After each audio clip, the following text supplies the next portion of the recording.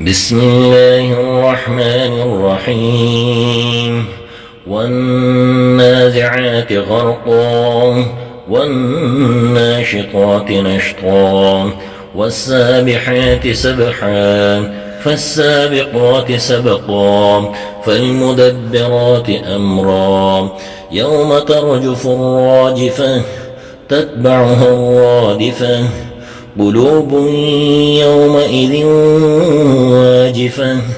أبصارها خاشعة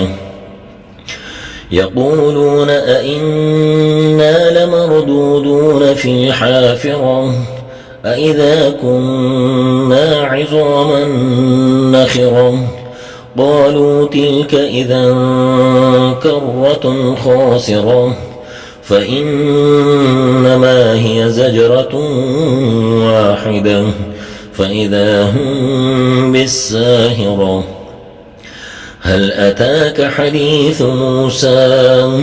إذ ناداه ربه بالوادي المقدس طوى اذهب إلى فرعون إنه طغى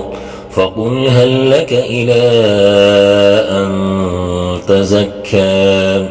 وأهديك إلى ربك فتخشى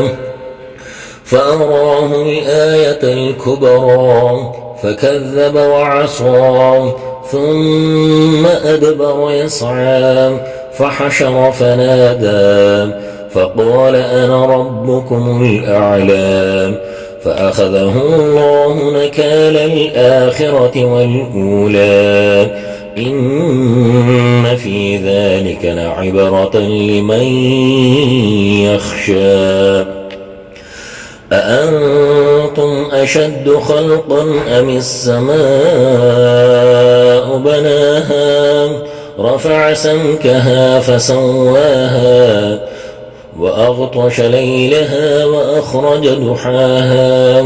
والأرض بعد ذلك دحاها أخرج منها ماءها ومرعاها والجبال أرساها متاعا لكم ولأنعامكم فإذا جاءت الطامة الكبرى يوم يتذكر الإنسان ما سعى وبرزت الجحيم لمن يرى فأما من طغى وآثر الحياة الدنيا فإن الجحيم هي المأوى وأما من خاف مقام ربه ونهى النفس عن الهوى فإن الجنة هي المأوى يسألونك عن الساعة أيان مرساها فيم أنت من ذكراها إلى ربك منتهاها